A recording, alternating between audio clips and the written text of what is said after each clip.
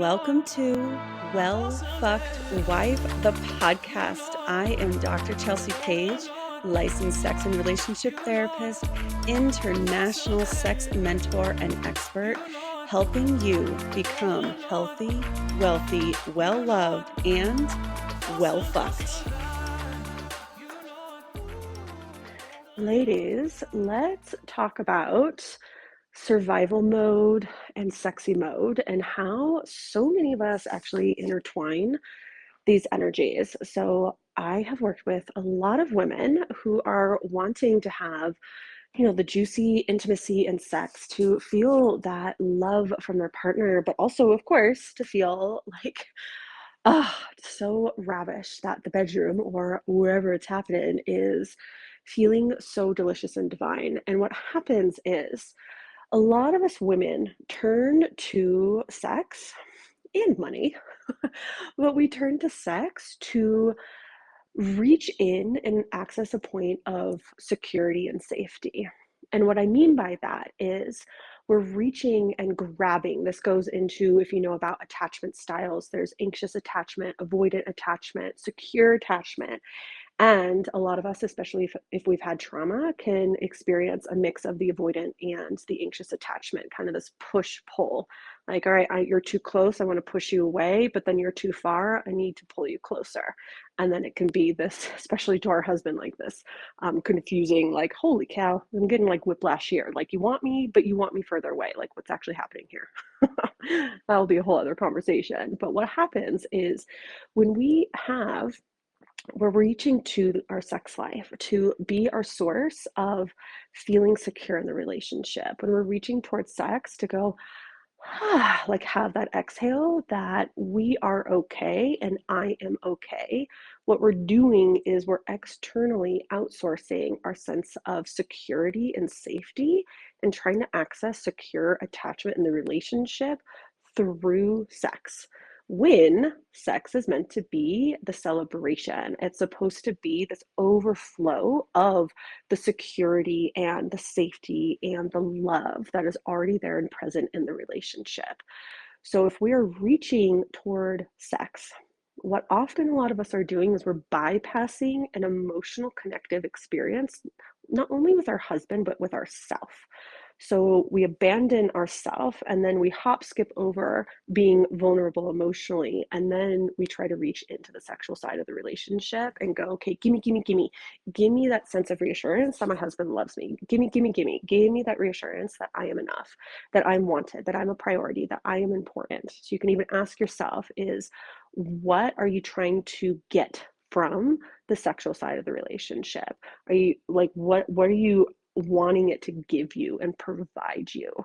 And that actually gives us then the sign that I need to actually source that from someplace else, because our sexual self doesn't want to be used for trying to seek validation. Like, I used to do this a lot, especially in my younger years. I would like toss my sexual self out there and like basically like whore her out for my worthiness.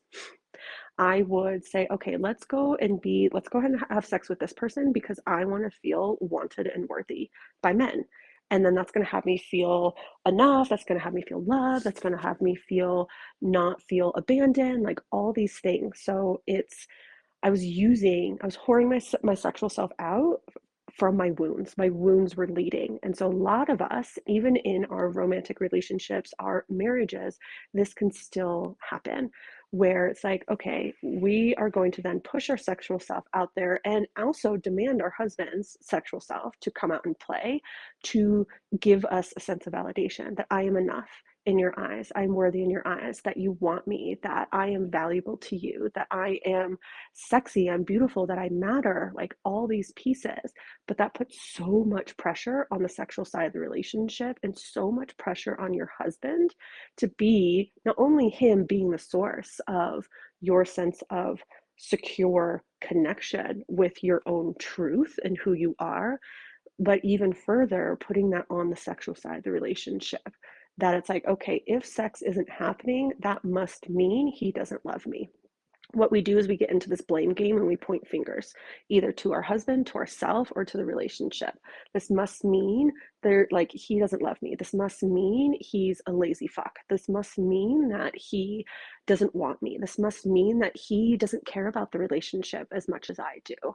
Or it must mean that I'm not enough. It must mean that I am not worthy. It must mean that I am not sexually attractive, right? We fill in those blanks. Or it's like, oh, it must mean we're not meant to be together. It must mean that this relationship is doomed. It must mean this relationship is gonna fail. So we put all of this focus on this blame game when actually what we need to do is go, okay, what are we trying to seek and source from the sexual side of the relationship, from our partner? And then that gives us the portal into where we have healing to do around our own emotional connection with ourselves. So, say if the sexual side of the relationship is not in the dreamy place that you want it to be, this delicious, dreamy place where you're devoured and yum, yum, yum vibes, it's okay. If I had that dream, sexy relationship with my husband that I truly desire, what would I imagine myself no longer feeling? Okay, I would no longer feel that I am not enough. Okay, so now that gives me a clue into that is what I'm trying to source externally source my sense of secure attachment with my truth from outside of me. Okay, so that not enough feeling, how can I, and this is where that inner work comes in, is how can I connect with this truth that I am already enough and I don't need to seek it outside of myself. I don't need to seek it from my husband. I don't need to seek it from sex with my husband. I don't need to seek it from money. I don't need to seek it from whatever it might be. I don't need to seek it from the perfect body. I don't need to seek it outside of me. It already exists inside of me. And anything that is actually having you doubt that and say, yeah, but around that, that's the inner work. And so it might be, right, and I'm not enough, or I'm not lovable, or like I am a fuck up. It's like, ooh, okay, there's shame to clear out around that. And so that's where it goes into more of this deeper inner work that we need to do.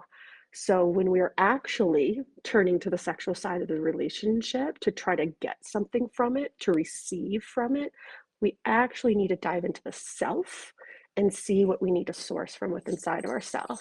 And that doesn't mean we can't turn to our husband for that reassurance. Like we get to turn to our husband, but it comes from actually this vulnerable place of so now my like secret like keyword sauce for me when I'm feeling like, oh my gosh, does my husband love me? Like my anxious attachment still pops in sometimes. Like I came from like before I thought he would just leave me because he doesn't want me. And then I did the healing work to know that no, of course he's not going to choose to leave me, but what if he leaves me out of not choice? Like, I don't know, he like dies from a car crash or something. And it's like then I would be feel that abandonment feeling. I'm like, oh my God, I can't have that. And, oh, and that would be a whole other conversation too of navigating, right, that anxious attachment. But it comes to this place of like, okay, when I come to this doubt of, am I enough? Am I lovable, right? The question mark, am I enough? Can I source that from inside of myself, from deep within my soul, that I am enough, always have been enough, and nothing is going to change that. And I don't need anything externally to prove that or validate it. I am worthy. That has always been, nothing changes that. And I don't need anything externally to prove that or validate that. I am lovable. I don't need anything to prove otherwise or validate that. It already exists because I am love. I am enough. I am worthy because I am. That is inherent already in who I am. All of us as beautiful beings of God, the universe, etc. But occasionally we're going to have that question mark and we can't source it within inside of ourselves. That's the time then we then reach out to our husband, but not grabby at the sexual side of the relationship. We open our heart and then we be vulnerable. So then it's like, baby, can you tell me you love me? Can you give me a hug and tell me you love me? And then my husband knows right then in that moment, not only exactly what to do to give me reassurance and hold me and support me, but also that I need it exactly in that moment. And I've heard so many women, oh my God, it's that cliche phrase, if I had a dollar for every woman that I've worked with who's like, I don't want to have to spoon feed my husband exactly what I need. I'm like, that's, you're not spoon feeding him, but you are. But thank God, like men need it so direct, so clear. And what you're doing is you're helping your husband love you and helping your husband love you exactly how you want it in the moment that you need it. Like, how fucking perfect is that? So we're not going to expect our husband to just randomly know exactly when we need to know. That's like, can you remind me that I'm important to you and that I matter, and can you give me a hug and a kiss? It's like, of course he can offer that sporadically. He can like try to guess when you need that, but in the exact moment you need it, tell him. And it's, yes, you tell him and then he does it. And it's like, well, he's only doing it out of obligation. No, he's doing it out of love because he's like, fuck yes, my wife is telling me exactly what she needs when she needs it, how she wants it. Like, I want to provide that. Let our man provide exactly what we need in the moment. And so it's let yourself be penetrated by his love when you need it.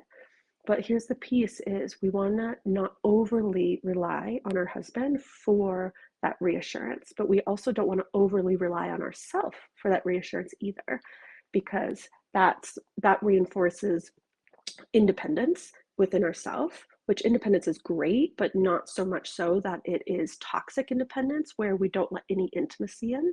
But we also don't want to rely so much on our husband that we abandon ourselves and that we need our husband to feel enough and that we're worthy and that we're important and that we matter. And not only we need our husband to tell us that, but we need him to have sex with us to then actually feel that. Like, it goes a step further, and it's like, talk about pressure. And so we want to, if we overdo that, that's the codependency. I need you to regulate myself. And this goes into like nervous system regulation. And like I was saying at the very beginning of this with secure attachment and the sexy side of our relationship, it's we want to turn to the emotional connection with ourself and with our husband to create that nervous system regulation, which brings us into secure attachment. Because when we are in nervous system regulation, what we are in is what's called the parasympathetic nervous system, which is all about like the pause and rest and digest. It's like the pause and pleasure space because we are in the present moment.